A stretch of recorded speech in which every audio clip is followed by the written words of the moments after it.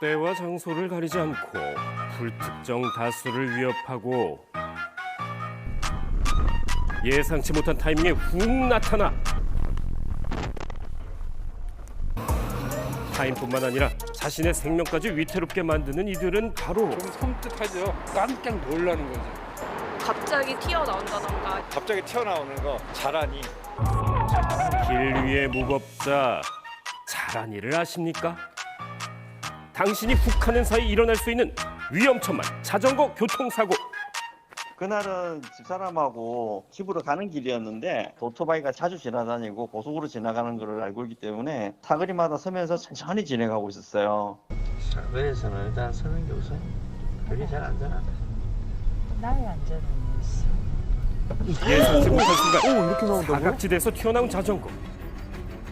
안전에 만전을 기했지만 충돌을 피할 수는 없었습니다.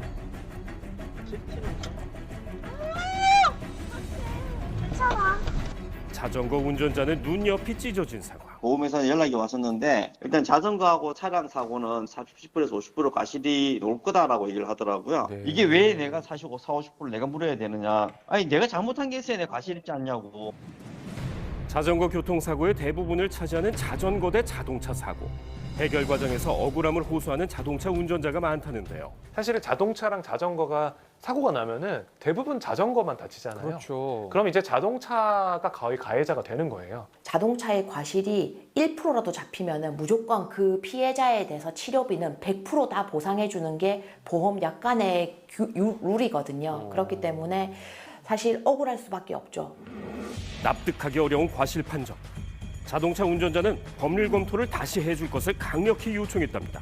그 결과는 저희 과실은 0%로 나왔었고 그날 치료했던 그 모든 거는 구상권 청구를 하겠다 하더라고요. 진실이 밝혀졌다는 느낌, 그런 느낌을 받았죠. 네. 속칭 그 자란이라고 불릴 정도로 갑자기 튀어나오거나 너무 빠른 속도로 자동차에 와서 부딪힌다거나 이러면은 사실 자동차 운전자가 회피가 불가능해요. 그리고 오죽하면 예측 자란이라고. 가능성도 없고 그런 경우에는 형사처벌에서도 무죄가 나오고 민사적인 배상을 다툴 때에도 과실이 아예 면책되는 경우도 있거든요. 이런 자신의 책임이 있는 건지에 대해서 좀 다툴 생각도 하시면 좋을 것 같아요. 그렇군요. 자전거로 인도나 횡단보도 위를 주행하고 도로를 가로지르는 일. 흔히 볼 수 있는 풍경인데요. 모두 도로교통법상 처벌 대상입니다.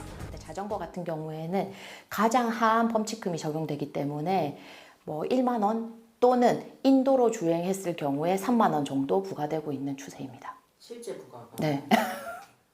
너무 작아서 말하기도. 터무니없이 낮은 자전거 처벌. 이를 악용하는 이들도 생겼는데요. 지난 8월 검거된 따릉이 폭주 연맹이 대표 사례입니다. 폭운전의 처벌 대상에 제외되지 않습니까? 판례가 없죠. 지금까지 현재까지 이런 경우가 없었죠. 어떤 법을 적용해야 될지도 저희가 고민을 좀 해야 되고 법률 검토가 상당히 중요하죠. 이 사건 같은 경우에는 다행히 이런 영상 등을 통해서 그 사람을 특정하였고 지금 검거가 되어서 조사를 받고 있지만 실제적으로 경찰에서도 검찰 다 고민이 많을 거라고 생각되거든요. 특수폭행 또는 특수상해 또는 특수협박에 적용이 될 수도 있고 최대 7년 이하의 징역 또는 1,000만 원 이하의 벌금형에 처해질 수 있습니다. 일본의 경우 자전거 난폭 운전을 엄격히 처벌하는데요. 다른 운전자를 위협하는 행위만으로도 5년 이하의 징역 또는 100만 원 이하의 벌금형에 처할 수 있습니다. 상습적으로 자전거 난폭 운전한 이 남성은 징역 8개월을 선고받았는데요. 싱가포르 같은 경우에도 최근에 이렇게 단체 6명이 함께 운전을 하면서 자전거로 위협하게 막 지지그재그로 운영하고 도로의 가장자리, 그러니까 왼쪽 가장자리를 통해서 주행을 해야 되는데 그렇게 주행하지 않고 차선을 넘나들었고 최대 징역 6개월까지도 선고가 되고 그거와 함께 싱가포르 달러로 1,000달러까지 벌금형이 같이 부과되는 형태거든요. 공원 역시 안전지대는 아닙니다. 공원 내 부주의한 자전거 운전과 그로 인한 사고 역시 끊이질 않고 있죠. 한강공원 내 자전거 사고는 최근 4년 내 80%나 증가하며 시민의 안전을 위협하고 있습니다. 자, 이곳은 서울 남산공원. 곳곳에 경고 문구가 시선을 사로잡는데 시속 20km로 속도 제한을 하고 있지만 일부 라이더들은 아랑곳하지 않은 채 힘껏 페달을 밟습니다. 속도 제한 표지판과 울려 퍼지는 경고음이 무색해지는 순간인데요. 놀랬죠. 스피드가 너무 많이 나갔고. 위험하죠. 본인이 타다가 다칠 수도 있고 여기 사람들이 되게 좀 자유롭게 걸어 다니는데 이렇게 부딪힐 수도 있을 것 같고. 일단 지금 그 도로교통법상 자전거의 속도 제한 의무가 없습니다. 20km 미만으로 운행해달라고 요청을 하고 있지만 그것이 강제력을 가지고 있지는 않는 상황입니다. 사실 자전거 도로에 이런 속도 위반 장치가 설치되어 있지 않아요. 설령 그런 장치들을 통해서 단속을 한다고 하더라도 자전거 운전자를 특정하는 것이 불가능하기 때문에 서울 청계천의 자전거 전용 도로. 보행자 통행이 금지된 곳이지만 그 위를 걷는 행위는 심심찮게 마주칩니다. 제대로 운영되지 않아 자전거 운전자들도 할 말이 있답니다.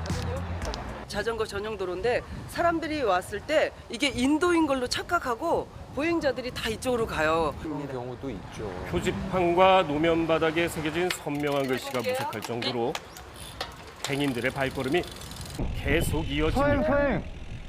사람 조심. 여기 자전거 도로인데요.